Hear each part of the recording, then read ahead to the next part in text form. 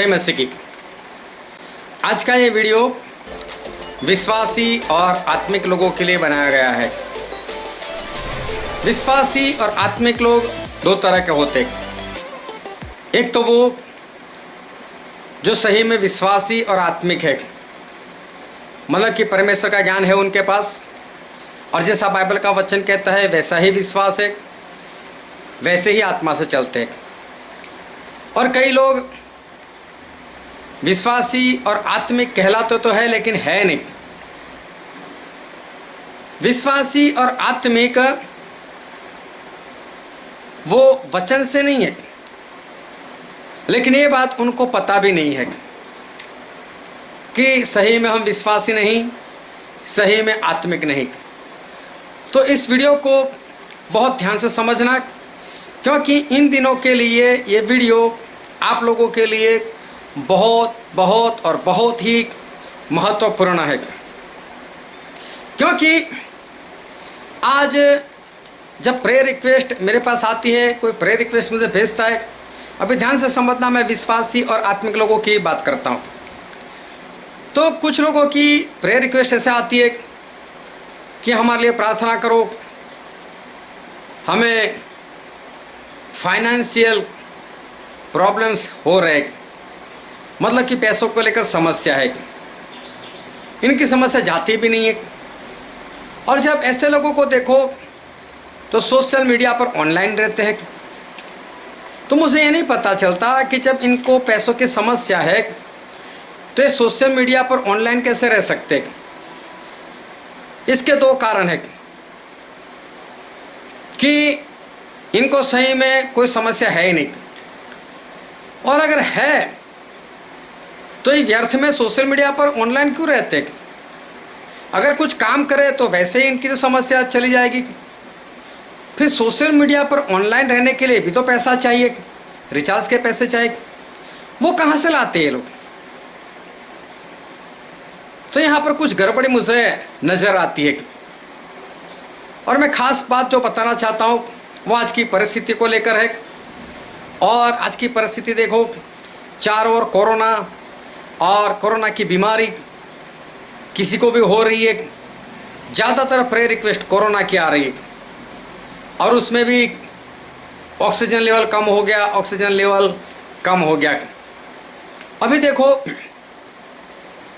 कि ऐसी prayer request सुनकर, देखकर मुझे इन लोगों के ऊपर क्रोध भी आता है, रोना भी आता है। क्यों क्रोध और क्यों रोना? क्योंकि प्रभु यीशु को भी क्रोध आया था और प्रभु यीशु भी रोए थे। प्रभु यीशु को क्रोध इसलिए आया था क्योंकि उस वक्त चर्च की हालत कुछ बिगड़ी हुई थी। लोग चर्च में व्यापार कर रहे थे और प्रभु यीशु उन लोगों को मार मार कर भगाया, इतना क्रोध आया था। और प्रभु यीशु ये कहना चाहते थे कि जब आपको वचन मालूम है कि ये मेरे पिता का घर है, वो प्रार्थना का घर कहलाएगा, तुम लोगों ने इनकी हालत क्यों बिगाड़ कर रखी है। मतलब वो लोग जानते थे, वचन जानते थे कि इस चर्च में ऐसा नहीं करना चाहिए, फिर भी ऐसा ही करते थे, इसलिए प्रभु यीशु को क्रोध आया। अगर वो लोग नहीं जानते होते हैं तो प्रभु यीशु क्रोध ना करते, क्योंकि क्रूस पर उन लोगों के लिए प्रार्थना की प्रभु यीशु ने, ये कुछ नहीं जानते, इनको क्षमा करो। और जब लाजर मर गए तब प्रभु यीशु को रोना आया। रोने का कारण ये था कि लाजर की मौत के लिए नहीं, वो तो जिंदा करने के लिए जा ही रहे थे। वो इसलिए नहीं रो रहे थे कि मेरा मित्र मर गया, वो इसलिए रो रहे थे कि इतने चमत्कार करने के बाद ना मार्था को विश्वास है, ना मरियम को विश्वास है। इसलिए प्रभु यीशु रो रहे थे कि मेरे लोग ऐसे इतने चमत्कार देखने के बाद, इतने वचन जानने के बाद भी उनको विश्वास नहीं। तो मुझे भी क्रोध ये विश्वासी और आत्मिक लोगों के ऊपर इसलिए आता है कि आप लोगों ने बाइबल नहीं पढ़ा है क्या आप लोगों को वचन नहीं मालूम, फिर भी आप कर क्या रहे हो। और इसलिए क्रोध आता है। रोना भी इसलिए आता है कि क्या करें इनका, सुनते हैं, समझते हैं, लेकिन सही में अभी तक ना विश्वास है, ना कोई आत्मा वाली बातें हैं।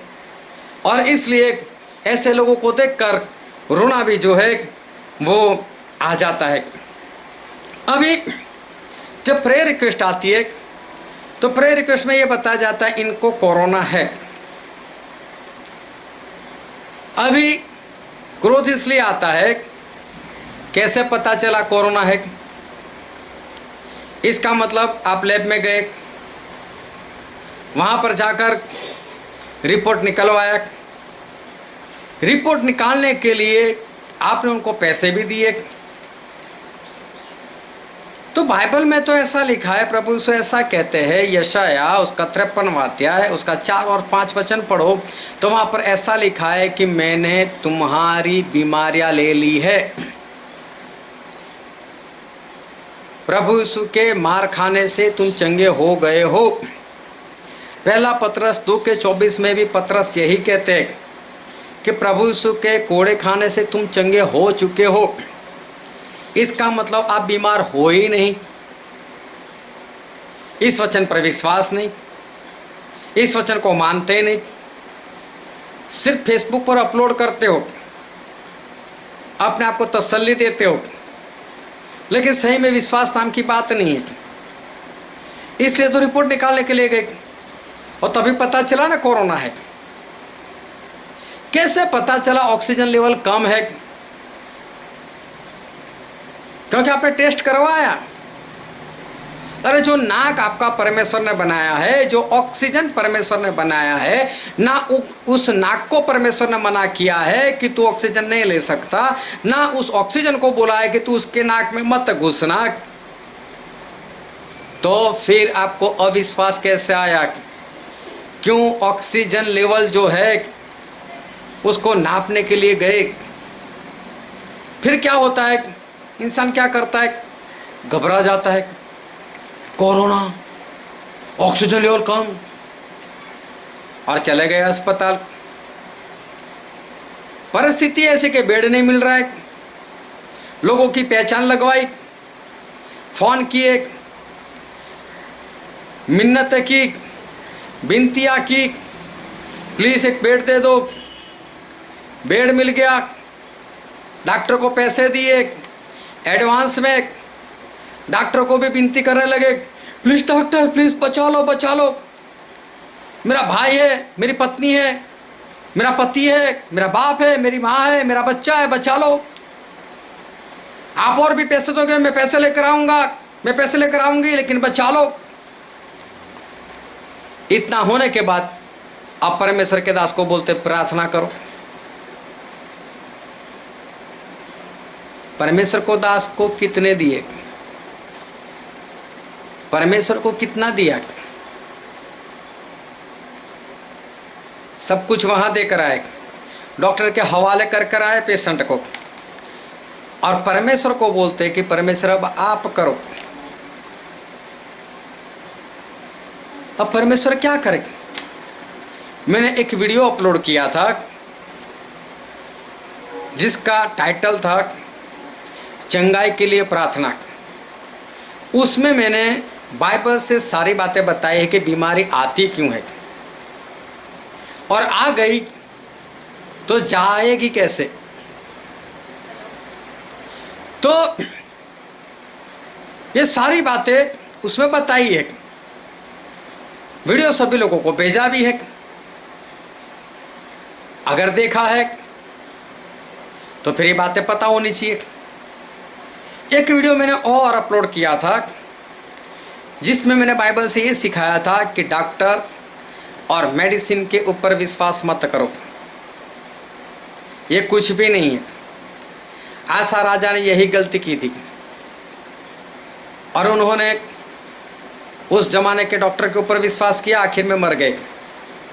परमेश्वर का वचन कहता है जो इंसान के ऊपर और इंसान के ज्ञान के ऊपर भरोसा रखता है वो श्रापित है, उसका कुछ भी भला नहीं होगा। फिर एक वीडियो मैंने और अपलोड किया था जिसमें मैंने ये बात बताई थी कि अगर कोई भी बीमारी हो लेकिन तुरंत चंगाई पाना चाहते हो तो क्या करना चाहिए। ये तीनों वीडियो मैंने बाइबल से ही बनाया, बाइबल की ही बातें बताई। इन तीनों वीडियो की डिस्क्रिप्शन मैं उसकी लिंक मैं आपको भेज दूंगा। आप तीनों वीडियो देख सकते हो, छोटे छोटे से ही है। अगर सही में वीडियो ये देखा होता तो देखने वाले मुझे कभी भी प्रेयर रिक्वेस्ट नहीं भेज सकते थे। वो उतना करते और वीडियो को देखकर जो करना है वो उतना करते, उनको किसी के भी पास प्रार्थना करवाने की जरूरत महसूस नहीं होने वाली थी। लेकिन ऐसा नहीं करते, वीडियो देखते नहीं है। और ये विश्वासी और आत्मिक लोग कॉमेडी वीडियो बिंदास देखते हैं, शेयर भी करते हैं, लाइक भी करते हैं, लेकिन ये वीडियो नहीं देख सकते, पसंद नहीं करते इनको देखने का। और फिर सब कुछ डॉक्टर को देने के बाद, पेशेंट को वहाँ डॉक्टर के हवाले करने के बाद अब प्रेयर रिक्वेस्ट, परमेश्वर इनको अच्छा करे, परमेश्वर इनको अच्छा करे। क्या परमेश्वर करे? आपने परमेश्वर को दिया क्या? पेशेंट भी तो नहीं दिया, उसको भी तो डॉक्टर के हवाले कर कर आए। और परमेश्वर क्या करे? परमेश्वर सर्वशक्तिमान है, वो सब कुछ कर सकते, लेकिन आपने परमेश्वर को सौंपा नहीं है। आप किसी और जगह पर सौंप कर आए हैं और परमेश्वर उसके साथ जबरदस्ती नहीं करेंगे। और फिर क्या होता है कि कई बार ऐसे पेशेंट मर जाते हैं, फिर रोने लगते हैं, परमेश्वर ने हमारी विनती नहीं सुनी, परमेश्वर ने हमारी विनती नहीं सुनी। परमेश्वर के पास लेकर ही कहाँ है कि परमेश्वर आपकी विनती सुने।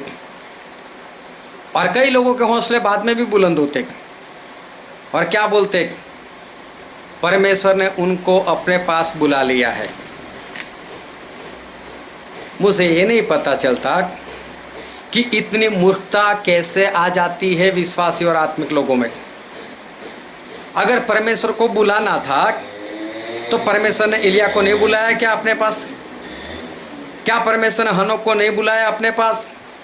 क्या परमेश्वर ने मूसा को नहीं बुलाया अपने पास? क्या परमेश्वर ने हारून को नहीं बुलाया अपने पास? कैसे बुलाया? क्या उस तरह से नहीं बुला सकते? क्या परमेश्वर पहले कोरोना डालेंगे, फिर आपको अस्पताल भेजेंगे और वहाँ लाखों रुपया खर्च करने के बाद परमेश्वर ऊपर लेंगे उसको? ये मूर्खता की बातें मत करो। परमेश्वर ने नहीं बुलाया, आपने तो पूरे प्रयत्न किए इंसान के ऊपर भरोसा रखकर। और इसलिए मैं कहता हूँ अभी जागो, अंत का वक्त आ चुका है। कब तक ऐसी मूर्खता करते रहोगे? परमेश्वर कहते हैं मेरे लोग बिना ज्ञान नाश हो रहे, और इसलिए बचना सीखो, और खुद बचोगे तो लोगों को बचा पाओगे। और इसलिए प्लीज मैं आपसे विनती करता हूं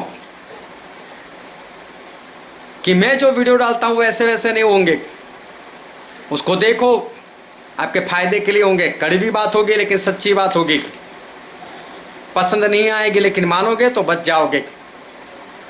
कॉमेडी सब देखना बंद करो, फालतू के वीडियो देखना बंद करो और बचो और लोगों को बचाओ। परमेश्वर आपको आशीष दे। आमीन।